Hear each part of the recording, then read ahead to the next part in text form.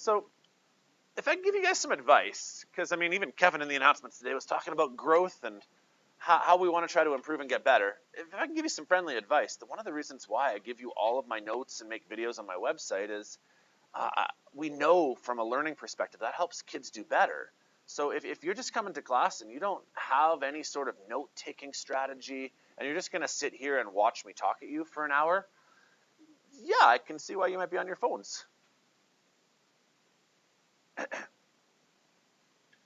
Right? So it's okay if you guys are on your phone with your notes, but like, that's not as engaged, right? Print off notes in advance so that you can write down the stuff we talk about. So that when you re-watch my videos, you're like, oh yeah, we wrote something down there, right? Otherwise, not that, I mean, if you guys want to have your phones, go for it. But I think the temptation is you get a little distracted and friend texts you and you're on Instagram and there's a Snapchat comes up, right? Like, what we're looking for here is about an hour's worth of engagement, okay? Who was I talking to before class? I think it was you guys, about how, well, when you're in high school, maybe you haven't had this as much, but we're getting to the point where you're probably going to have an hour-long lesson where I'm going to talk at you for an hour. I need your attention as best as you can. Right? So that's my advice. Print off notes beforehand, because if you guys have looked through the notes today, many of them are pictures, right? And so taking notes by hand, like, this doesn't help. This doesn't help, taking notes by hand. But if you write down what we talk about, that's the engagement I'm looking for. So anyways, that's my suggestion. Print off notes beforehand so that you can follow along. So here's our topic today. We've been talking about energy, and then we talked about specifically electricity. Today, to me, is one of the most important developments in the history of Earth, when we finally figured out as the human race how to make electricity. Because it's changed our lives, hasn't it? Right? I mean, even just look around the classroom. We have things like lights, PowerPoint projectors, laptop computers, cell phones, calculators, right? Like, if we went back, even just say 100 years, there really wasn't electricity in the same way that there is now, right? You might have lived in a farmhouse that was heated by a single stove. You might have had electricity for some lights, but maybe only if you lived in the city, like New York City or London, they would have had electricity probably. But if you lived out here in southern Alberta, you were probably using a stove for heat, probably candles for light. You know, if you were a farmer, you would have literally had to get up with the sun, you know, because as soon as there's daylight, you got to get out there and get working because there's no flashlights, right? Generating and making electricity has changed our life fundamentally, right? That's where I start my slides here, right? We use electricity, and I think we take it for granted, right? I mean, I won't speak for you guys, but I'll speak for my own kids. They're 6, 4, and 1. They don't even think about it. Like, they don't have to worry about living in a society where, you know, do we have enough, you know, are we going to be in the dark tonight, or is it going to be heated? You know, we've got that kind of figured out, right? I got this picture on here where we use electricity for cars or for our ovens or our refrigerators, flashlights, TVs, computers. Right? Would you guys agree? We use electricity all the time now. Right? So my goal today is to talk with you guys about, one, how we make electricity. It doesn't just magically show up like my 4- and 6-year-old kind of think.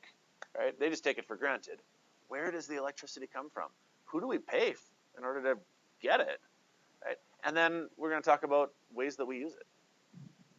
So, like I said, most of my slides today aren't actually like written notes. They're more pictures and discussion points.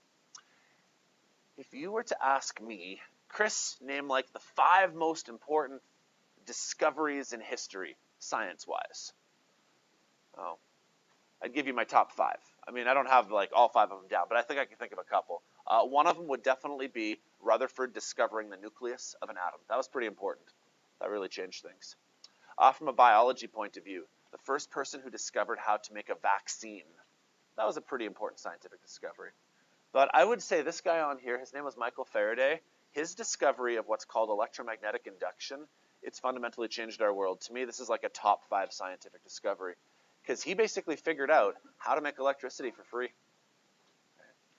Let's talk about this for a second first. Back in the 1800s, 1700s, did people know about charges? Yeah, because I did some demos yesterday of static charges. You know, the whole rub your feet on the floor and then shock your friend, right?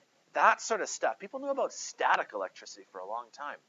There's even a legend about how Benjamin Franklin supposedly discovered electricity when he flew a kite in a thunderstorm. Anyone ever heard this story maybe?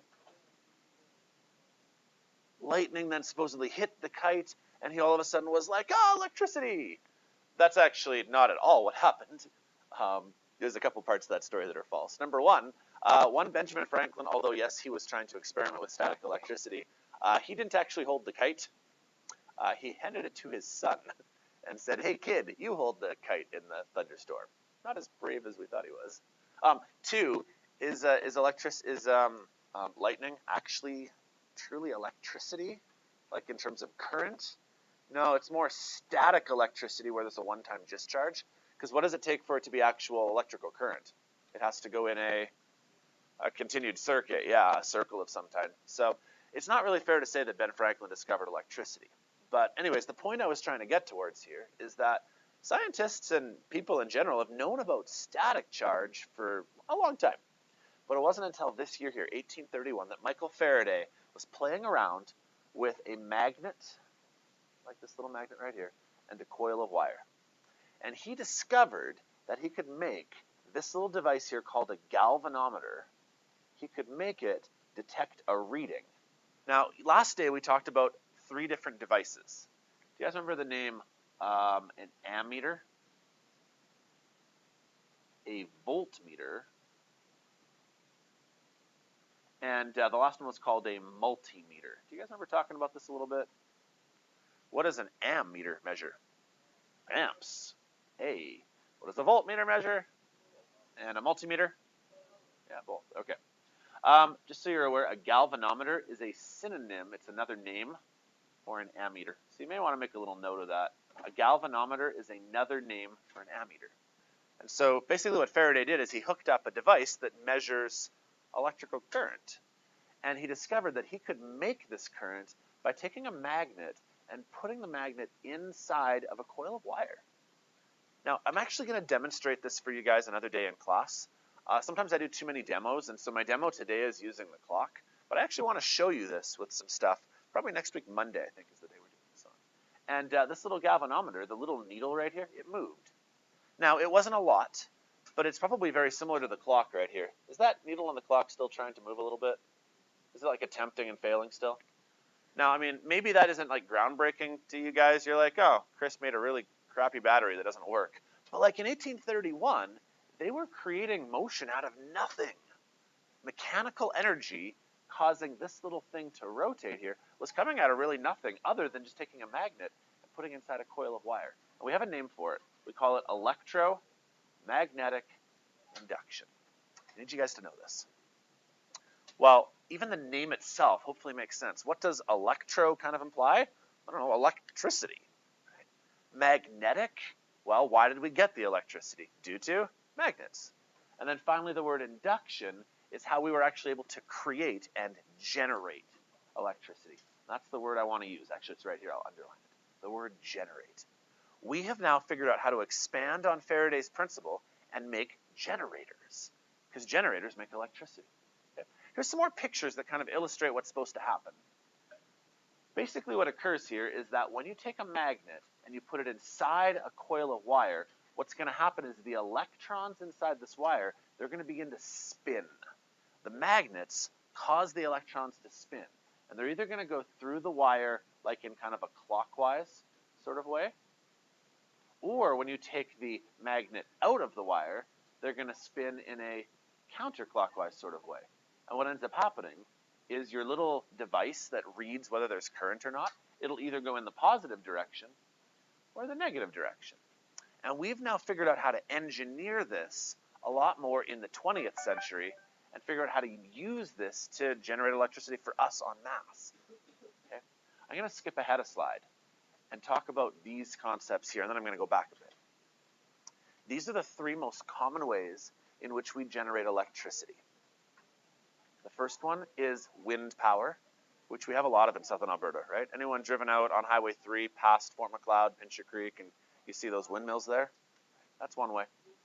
Another way that we generate our electricity is through hydroelectric power, where there's a big dam, not like a beaver dam, but like a big river is basically stopped, and then you let some of the water through the dam, and it kind of keeps going, right? But it stops it up, and we use the running water to make electricity.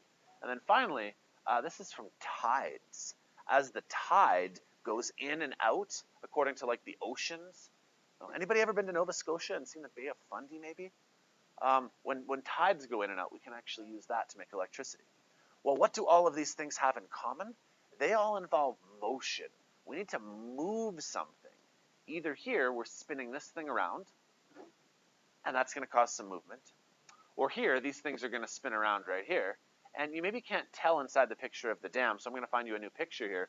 But inside a hydroelectric dam, here's what's really going on, is that a whole bunch of water is being allowed through here, and then as it goes out of the dam into the river, it spins this little turbine. So I want to go back a slide now and try to explain to you how the spinning motion, we actually managed to use it to create electricity. And I got a picture here. This whole idea in 1831 from Michael Faraday created what we now call the generator effect. So I'll try to describe this on my slides here, and then hopefully later I'll actually try to do this in a lab. Here's basically the idea.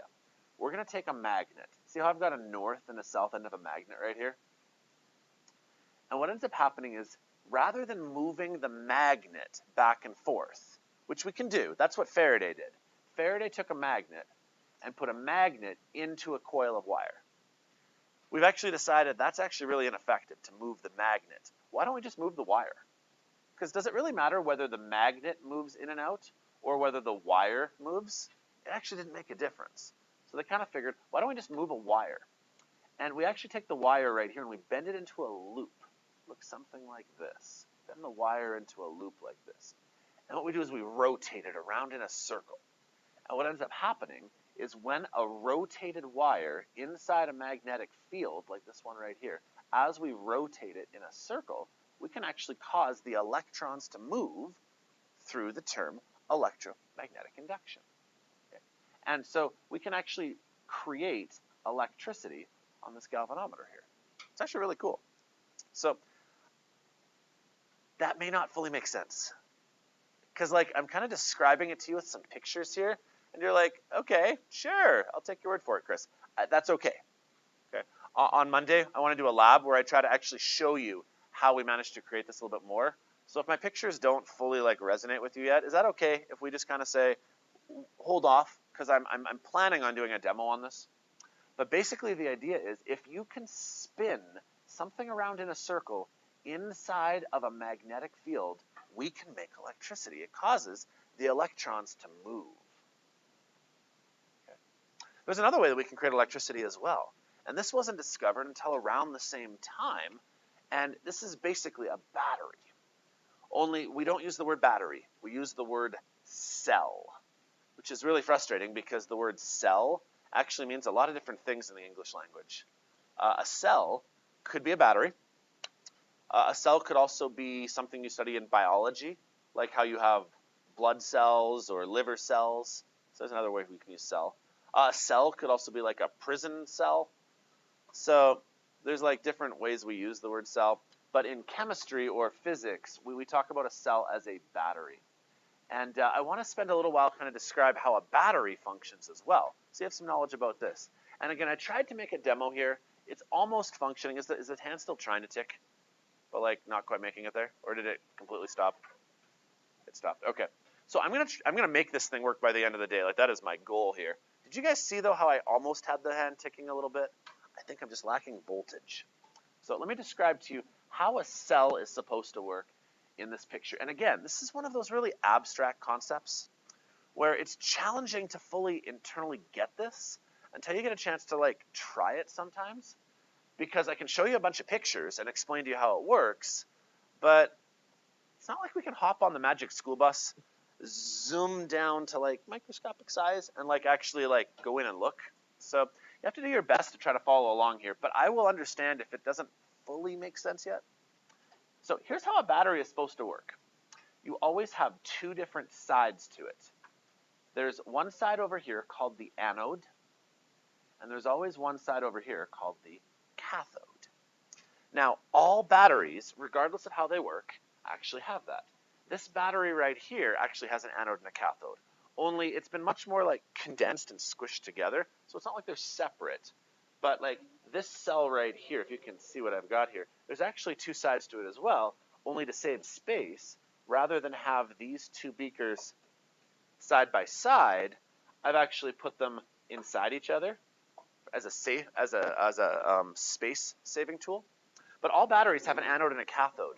But you guys will probably recognize them not based on the words we use, but on the fact that the anode is always the negative end of a battery, and the cathode is the positive end of the battery. You guys have seen a battery before, right? And how there's the positive and negative end. Like if you put the battery in the wrong way, it doesn't work. The reason why it doesn't work is because the electrons aren't flowing in the right direction. Now, I want to talk for a bit about the terms anode and cathode. We actually, in chemistry, had some words that were very similar. The words were anion and cation. You guys recall those words? And I probably had a silly little way of remembering which one was which. It was cats have paws. And that same logic kind of works here, is that the cathode, the cat part of it, is the positive side of the battery. Now, I want to discuss for a second the way that electrons are going to want to move. Because remember how a battery or electricity, if it's making electricity, it's all about electrons moving. What do electrons want to get away from? Do electrons want to get away from the negative side or the positive side? What do they want to get away from? What are they repelled by? The negative, right? Remember how like charges repel each other? So what's happening right here is that electrons, you can see, are actually trying to get away from the negative end of the battery, and they're going to flow this way. And similarly, don't negative things want to become attracted to positive things? So this positive end of the battery, the electrons are flowing towards it right here. And what ends up happening is you start to get your electron flow going in this picture. It's going that way like that. Now, what ends up happening then is all of these electrons right here, they start to build up on the surface right here, and there's a whole bunch of electrons that'll show up on this surface here, because they've all become attracted to the positives, right? Because aren't negative electrons attracted to positives? Well, what ends up happening is in the solution down here, there are ions. And those ions are actually going to become attracted to those negatives right there. And it actually creates a bit of a buildup of metal. And you actually end up seeing some buildup on the side of the battery. And you guys might have seen this before. If you have like just a regular old battery that's like towards the end of its life, you guys ever seen like some sort of like white ooze kind of like coating kind of come outside of the battery maybe? That's basically what this is right here. The electrons have attracted some ions, and they've made a bit of a buildup right here. Now, one more thing occurs. Over here, this side right here, it actually has to be the one to lose the electrons. These electrons want to get away from this side over here. And what ends up happening over here is because electrons are leaving this side right here, usually this piece of metal right here, it actually ends up like decaying away. I sometimes draw it like this, where here's the piece of metal, and like it's actually like losing some ions. It actually wastes away and eventually runs out. And that's also what happens with your battery. A battery like this, the outer surface, like the piece of metal that kind of goes around this battery, it is slowly but surely going to disintegrate. And as it disintegrates, it becomes thinner and thinner and thinner and thinner. And as an opposite to that, the other part of the battery gets built up bigger and bigger and bigger. And eventually you'll actually see that little like white ooze kind of come through it for two reasons. One, this side over here, the side that you end up getting some buildup on, well, that's what makes the white ooze. But then this side over here, it's actually decaying away, it's disintegrating. And as the outer surface of the battery gets smaller and smaller and smaller, eventually there's a hole in it that gets punctured and stuff starts to flow out of it. That little white, you guys know what I'm talking about? You've seen that before? The kind of white stuff that a battery has when it's done, right? And that's actually what causes the battery to stop, is that eventually the battery dies. So that's the basics behind how a battery works.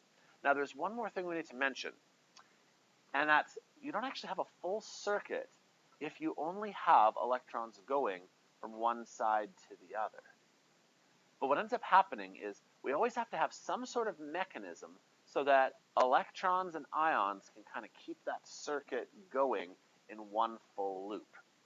And I wish my clock was working better right now, because it's annoying that it's not even working at all. But remember how I talked about how you can take these two cells right here and put them side by side, and now they're like opposites to each other? This battery will not work at all, because the electrons are going to try to go from this piece of metal into the wire, all the way around, all the way over to this piece of metal right here. But then there's no loop to get back to the start there, which is why a lot of times we either have this little linking bridge in the middle. See how there's a bridge right here? That kind of completes the circuit. Or a smarter way of doing it is literally put a battery inside of another battery. And that actually keeps the whole circuit going in one big loop. And that's actually what happens in this battery right here. You actually put one battery inside the other one. There's actually two different things inside there. So, I've got some more pictures to try to illustrate the exact same concept here. Because again, this is really abstract. It's kind of hard for kids to visualize, because I can tell you it in words, and I can try to show you it here, but it does take a while to sink in sometimes. Okay. Here's another picture of kind of a cell. Let's try to describe what's going on. This is actually the exact same thing that I've made here for our battery. What's going to happen here is we're going to have a zinc anode. Now, a zinc anode, is that the positive or the negative? And we know it's the negative because there was a negative there. Or you could know that anions are negative. So this is a zinc anode. And if you can see the one I've made right here, that's this guy right here. This is the zinc anode.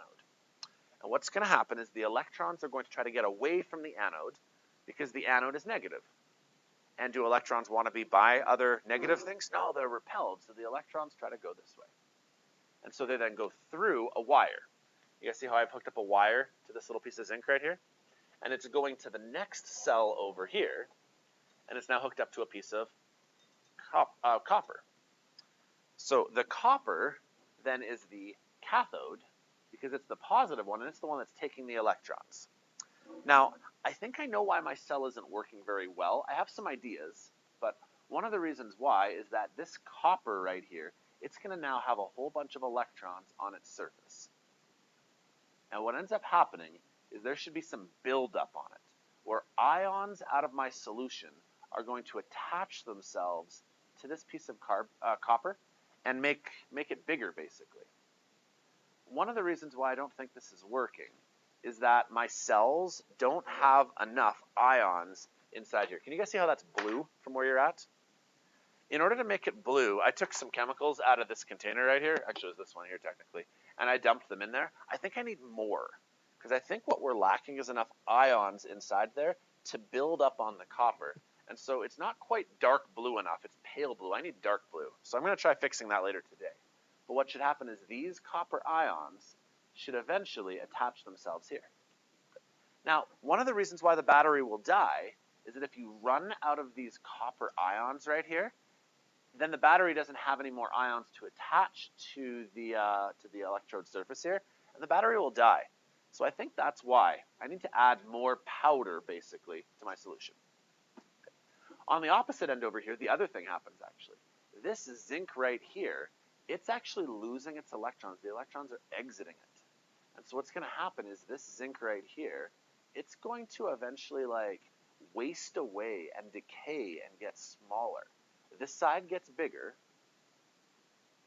and this side gets smaller. And what ends up happening is we actually make more ions in this solution right here. And so here's another reason why the battery can die. If eventually my strip of zinc runs out and more of it gets erased, like imagine that this whole thing in blue here was my strip of zinc. Slowly but surely what's going to happen is some of it gets used, some more gets used, some more gets used. And slowly but surely it's going to become smaller and smaller until eventually if it's all used up, well now the battery's dead. So there's really two factors in the battery. The two factors are this piece of metal right here. When it runs out, the battery stops.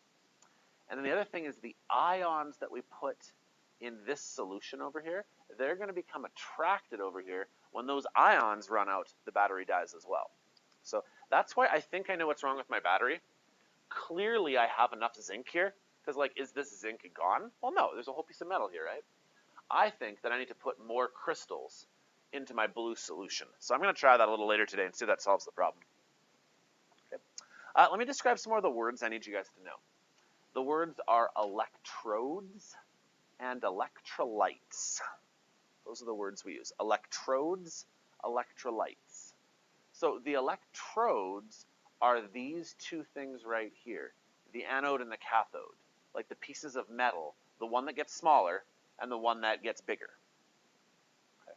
The electrolyte is either a paste or a liquid.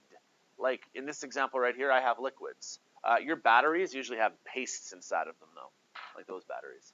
And it's really important because if this paste or liquid runs out of ions, that's also a reason why the battery stops.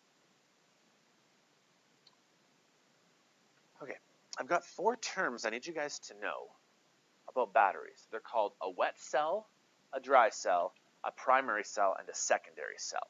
I want to do a little task here.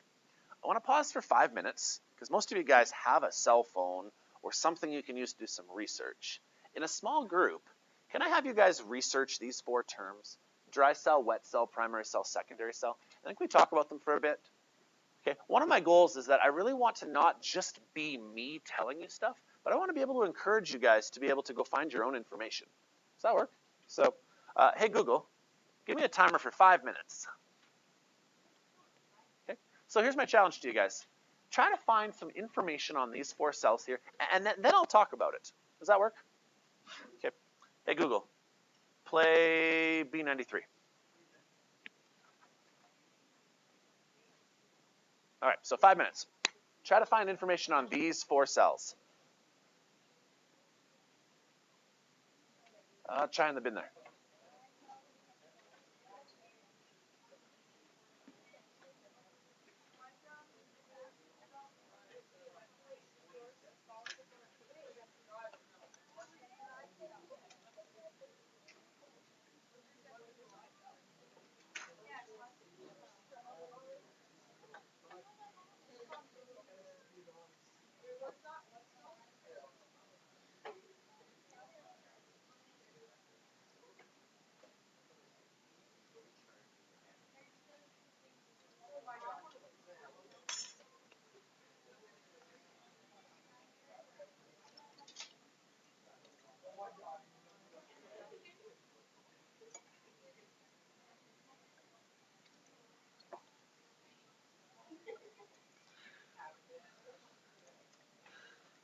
Okay. By the way, when you do find the information, write it down, right? That's why I've got these notes for you. Write that information down somewhere, because I promise you this will be on a test. Probably on your PAT, actually.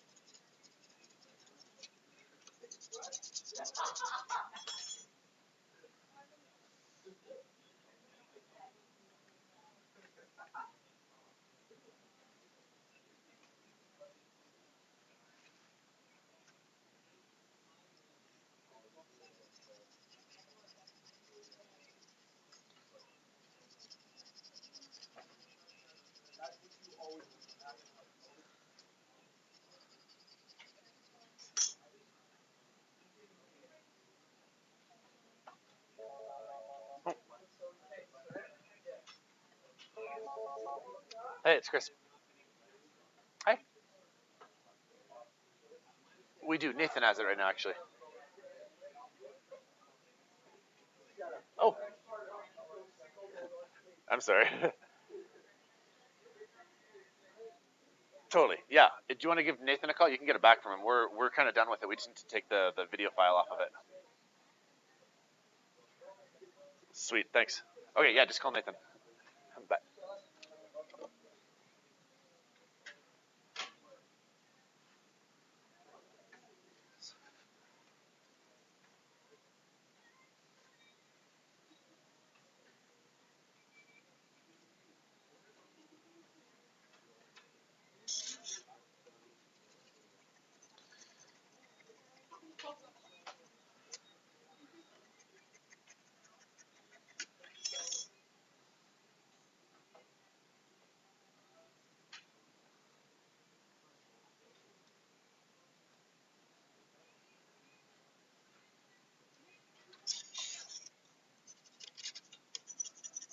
Oh, there it is.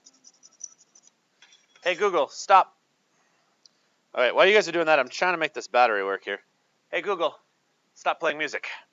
Okay. So I'm going to try to multitask while you guys keep listening here. So what did you guys find out about dry cells? Anyone want to offer? Anybody find anything about dry cells? What's a dry cell?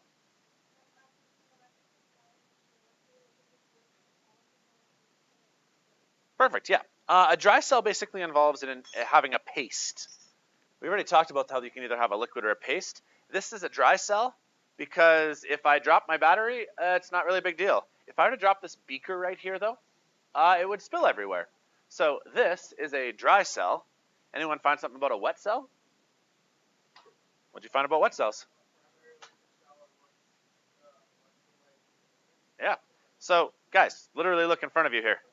Everybody ready? This is crazy. I can't believe they named them like this. A wet cell, a dry cell. Right? Like literally, if you can spill it and there's liquid, it's a wet cell. If not, it's a dry cell. Okay. What about primary versus secondary cells?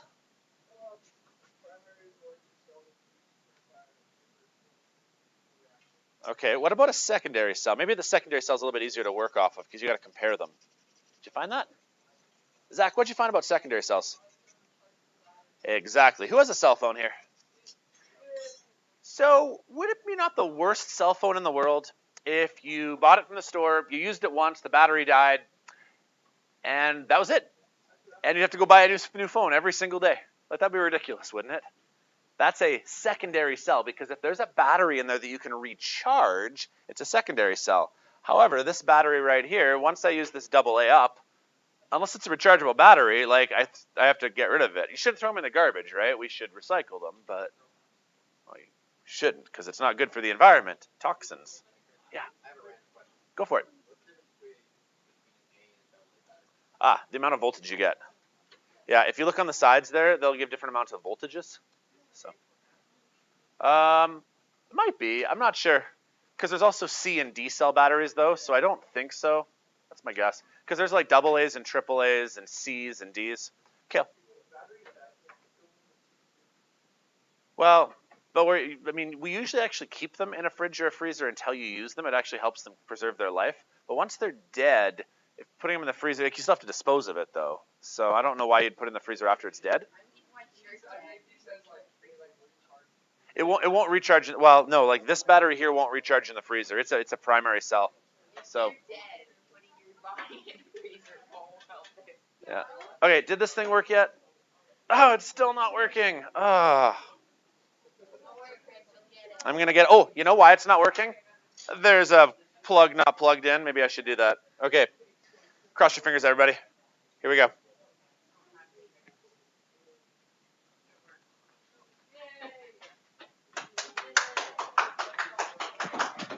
Sally season. Okay. I got it to work. Finally. Okay. So, you guys should come up and take a look at this sometime a little later today, because there's a reason why I wanted to devote half an hour of time to making this thing work, because it's worth seeing. Okay. So I'm going to try and make it visible from where we're at here. There are actually 5 different batteries all running together to make this thing work. So let's talk about what's actually occurring now. Ah! As soon as I moved it, screwed it up a little bit. Okay, hang on. Come on. Come on. Work again.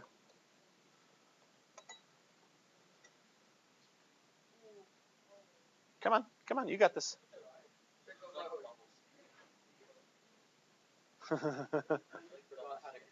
I know. It was working. Okay. Oh, I celebrated too soon, didn't I? Yeah. If this clock runs a little too fast. Okay, so I think I'm going to leave it now. I don't want to touch it anymore because it's finally working. So I need your attention, though, everybody, because this is important, and I want to point out how this works. Okay. So, right here, I have a strip of zinc. Guys, I have a strip of zinc right here. Zinc is the silver-looking one. Is everybody with me? Focused. Good. Okay. Zinc is the silver-looking one. What's going to happen is zinc is going to be losing some of its electrons. Zinc is our anode. It is the positive one. Okay. So this guy right here is going to be losing its electrons through this black wire over here through to this piece of copper over here. This copper right here is then going to have a lot of electrons on it. If I could hop on the magic school bus and zoom down to side, I would see, focus. Okay. I would see that this piece of copper right here has a whole bunch of electrons on it. And this is what I think I had to do to fix the cell, is that this blue solution right here is now causing all of that blue ions to become sucked into that little piece of metal right there. And it's going to become bigger.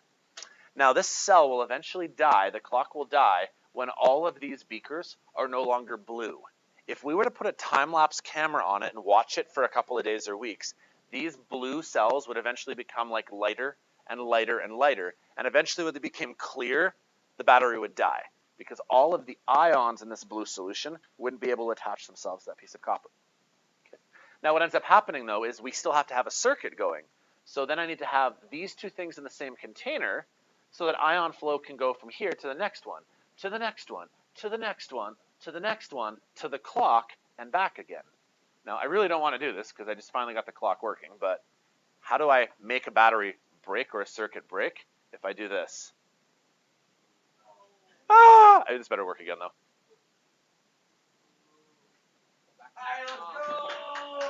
Right? Okay. But hopefully you guys get the point I'm trying to make here, is that there are a lot of different ways of breaking a circuit. And so all I have to do to break the circuit is take the piece out of here, or we'll do it one more time. I think I finally got it working.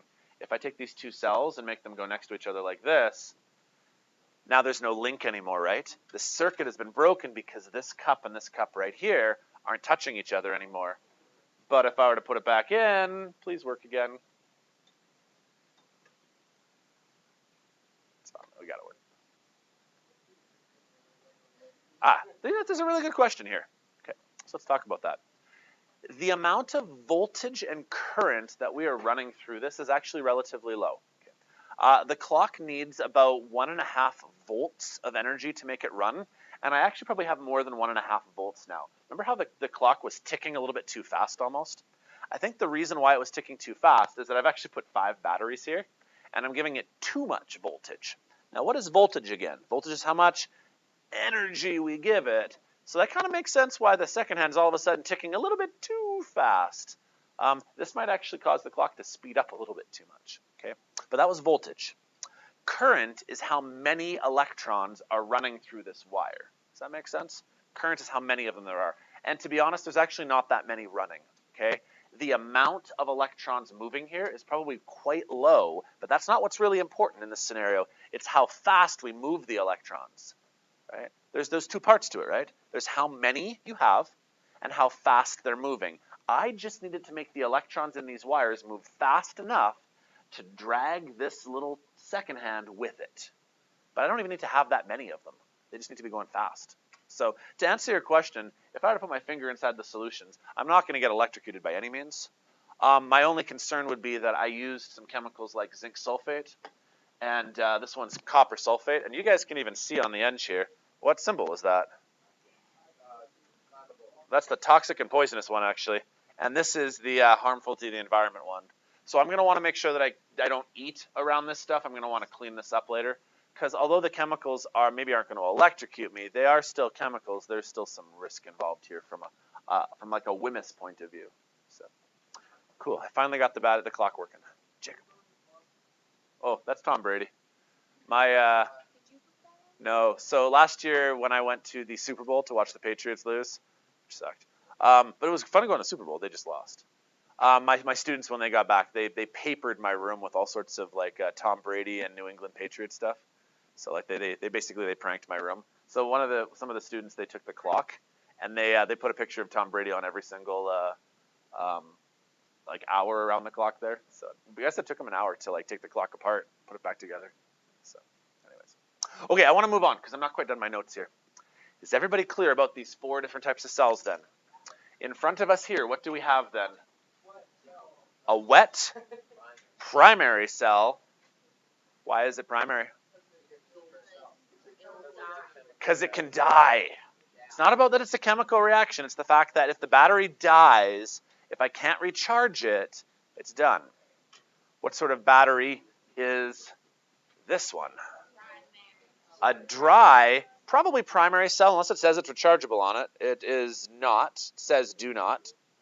Then this is a dry cell because it's not got liquid in it, but it's primary because it recharges once. Jacob.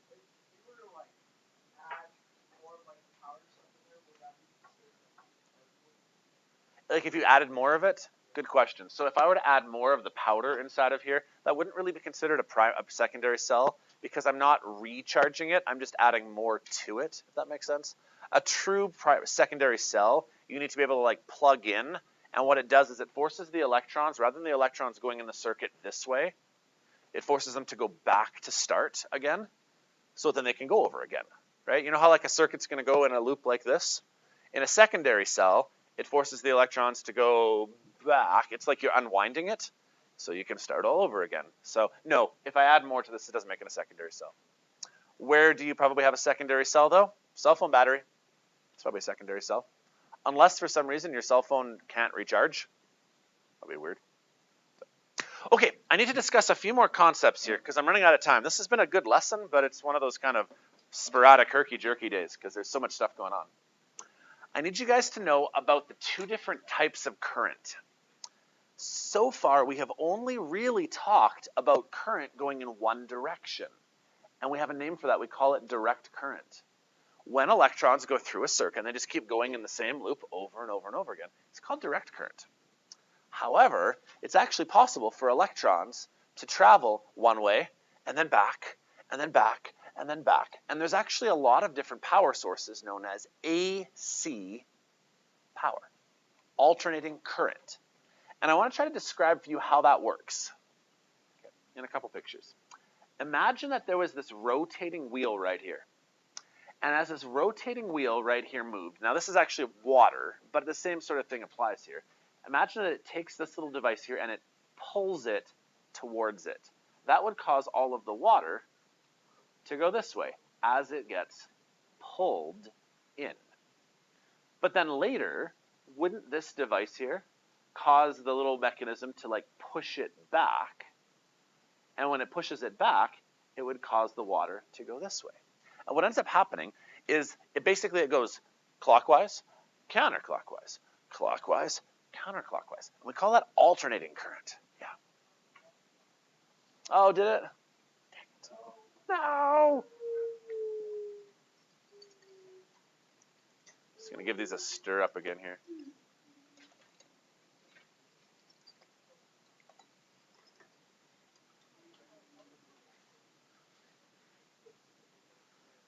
We're back to being stuck again. Well, I'm glad it worked for a little while at least. It's so finicky sometimes.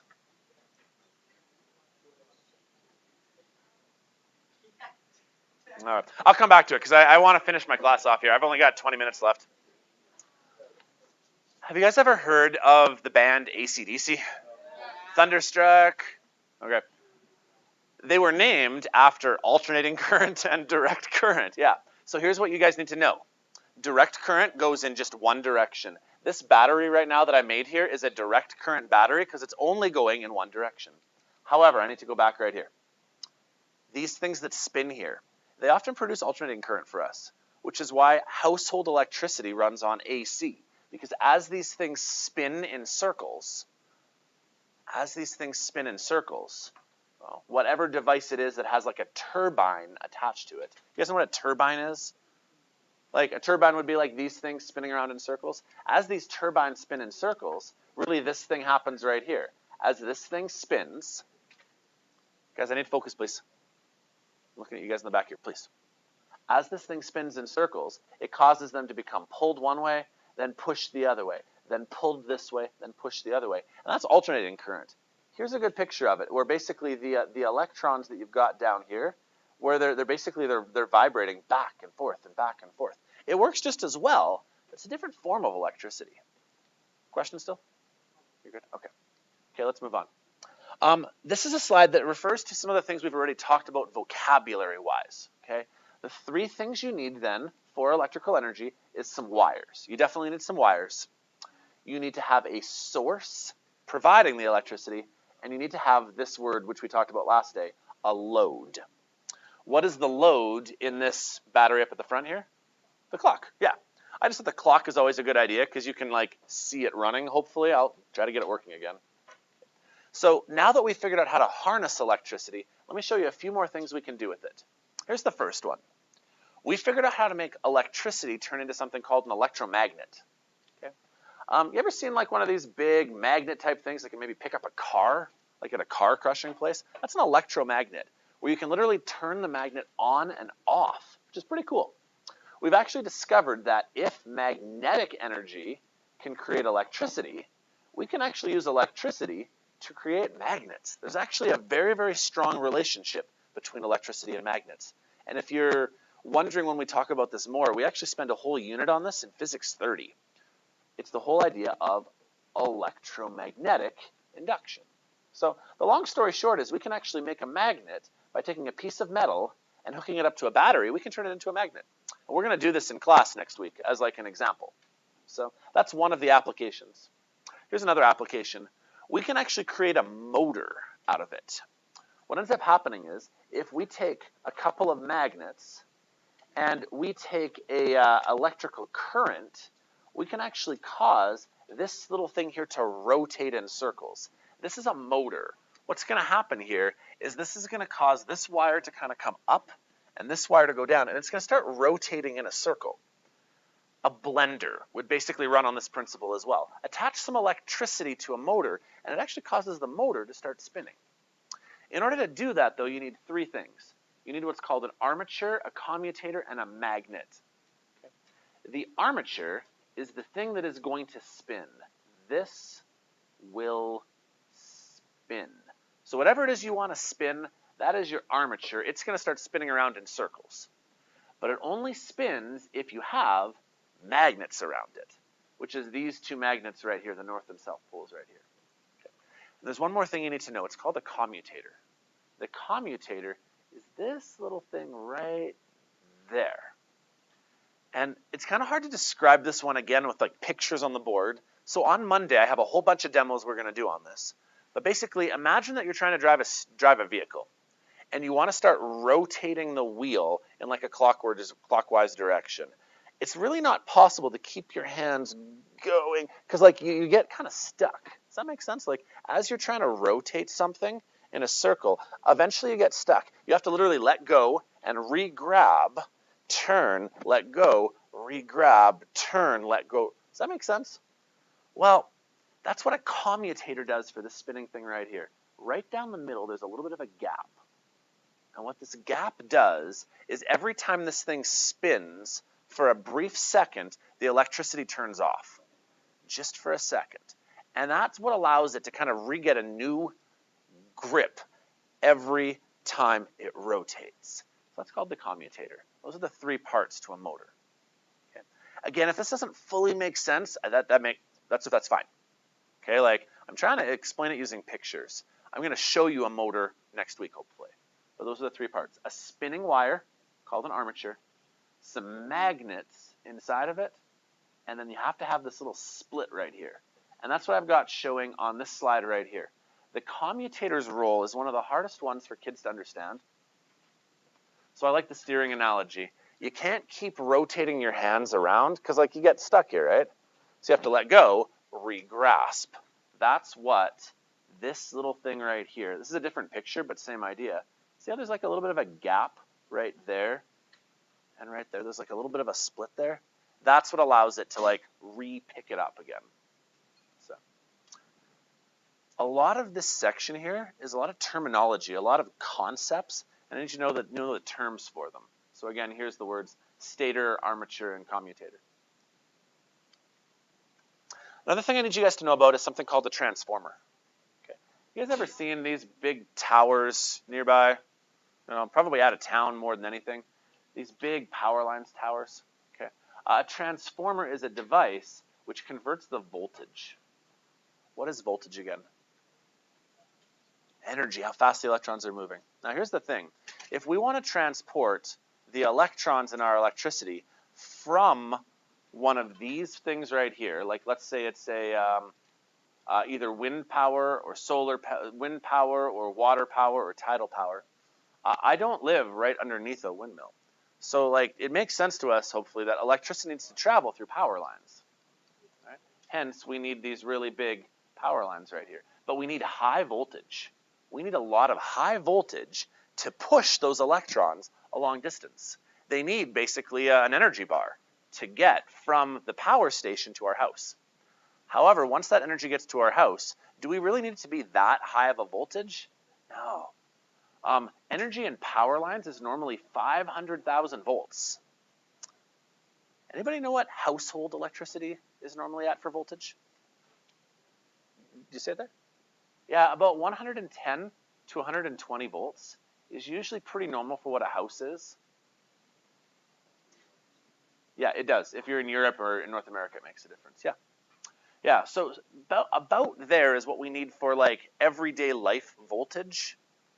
The clock, by the way, needed about 1 or 2 volts. Okay, which is why I can run it on these little batteries I made here. So I guess what I'm trying to say here is that these power lines here, they need to have like 500,000 volts. But like, you know, when you go to the plug-in and you've got like, you know, like a plug-in kind of thing where you'd plug something into the wall, that needs to be stepped down. That's the phrase we use. We need to step the current down, and it uses a transformer.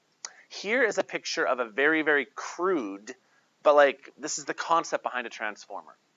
What you're going to do is you're going to take a wire and you're going to run the wire around a ring on one side. And on the other side, you're going to run a wire around the ring as well. But look at how many loops there are. See how there were like 8 loops on this side right here and 3 loops on this side right here? What kind of transformer is this? A stepping up or a stepping down transformer? Stepping down, yeah. This could have been, say, 100 volts, and this would now be 50 volts. This is going to cause it to step down. And we need these devices to basically make our voltage not so high because we don't need 500,000 volts in normal household activities. Because you know what 500,000 volts will do to your electronics? It will fry them. Because the electrons will be moving so fast, it'll start an electrical fire. Right? Remember how this clock here, it almost seemed like the hand was moving a little bit too quickly? That's probably because I have 5 batteries attached to it, and I maybe only need 4 or 3. Right? So too much voltage can actually fry your circuits. Okay? This guy right here then would be a step up converter, because it's going from, say, 50 volts up to 100 volts. So, oh, that's volts, V. So how can you tell if something's a step up or a step down? Yeah, look at the coils. If you have more coils to less coils, it's stepping down. If you're going from less to more, you're stepping up. Pretty intuitive. Okay. The last thing I need to talk about, and then I'm done for the day. So I'm almost pushing an hour. We're doing good here. There's actually another process that we can use electricity for called electroplating. And it's basically where you cover the outside of a product with something really shiny or expensive looking. For example, these are chrome tire like wheel frames, like rims. That's the one I'm looking for, right? And like the chrome, it looks really good, right? Even like look at your desks or these chairs. See these chairs, how they look really shiny right here? I bet you if we were to take like a knife and scrape them, we would actually discover that like underneath, it's really not that shiny. Because all that's really happened is we've coated the outside with a really shiny, nice-looking metal. It's kind of like cheating, in a way. There was once a story about a king named, who was the king again? I forget the king's name. It might have been Arthur. And the king commissioned a guy named Archimedes to figure out whether or not his crown was actually made of gold. Anyone ever heard this legend before? And he hopped in the bathtub. It's the bathtub story if you've heard about it. Yeah. Basically, what the king was worried about is being cheated. He had asked a blacksmith to make him a crown full of gold. And he got his crown back, but he wasn't really sure whether the inside was all gold or whether just the outside was coated with gold. But he didn't want to scratch it to take a look because then he would ruin his crown. So he asked his best scientist, Archimedes, figure out whether or not the crown is made out of gold. And then the legend goes that he hopped into the bathtub, saw the water splash over the edge of the bathtub, and realized he could do displacement of water to figure it out. And he ran naked down the street and yelled, "Eureka!" That's the way the legend goes, yeah. Go. That's the part you remember, right? The running naked down the street part. Okay. Anyways, the point I want to make here is that we can coat the outside of things with gold or chromium. This silverware right here is probably not pure gold. Just the outside of it looks like it is. I want to show you how that works in a couple pictures, and then I'm done my lesson. Imagine that you have a battery hooked up to two different pieces of metal here. What ends up happening is we take the battery to suck the electrons out of one piece of metal and over here to the other. And very similar to the cells that I've made right here, what's going to happen, guys, stay with me, almost done, is pieces of metal are going to get attracted to this side over here. This will be the cathode. And the cathode will get a buildup of metal on the outside. Let me show you one last picture, then I'm done. So please stay focused for 2 more minutes. Here's a piece of metal, and it is decaying. See how atoms are falling out of it? All of these guys right here, because electrons are getting sucked through a power source over here. These little red things are the electrons. Well, what ends up happening is ions in the solution then build up around the outside. So imagine that these little ions right here are gold or silver or chromium. Well, what you can do is you can make a really cheap piece of metal like tin or lead or copper get covered on the outside, and it's kind of cheating, isn't it? Because the outside looks nice and shiny, but the inside is actually not the same thing. Question? Yeah. We use this principle in a lot of places. Okay, let me do a quick summary and then we're done for the day. We've now finished 3 lessons. So thank you guys for bearing with me for our 3 lessons. Tomorrow I'm going to give you guys a work day to kind of process and start working on your assignment. And Monday I want to do a lab. Because I want to do an activity so that I can show you a few of these processes with some more of the manipulative tools that I have. So hopefully the clock will stay working for a little while. I'm going to try to fix it and then leave it running for as long as I can. When it is running, come back and take a look and see whether you can kind of see how all the wires are working here, at the back here. Okay. Last thought, then you guys can go. Yesterday I kind of talked about how some people haven't finished some progress logs. I don't actually want to shame anybody, so I erased the board there.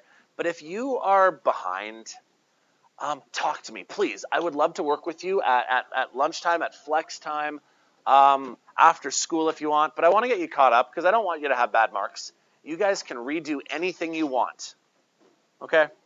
So please chat with me if you haven't finished progress log stuff. Sound good? Okay, I'm done. Thank you, everybody. Thanks for dealing with another hour-long lesson here.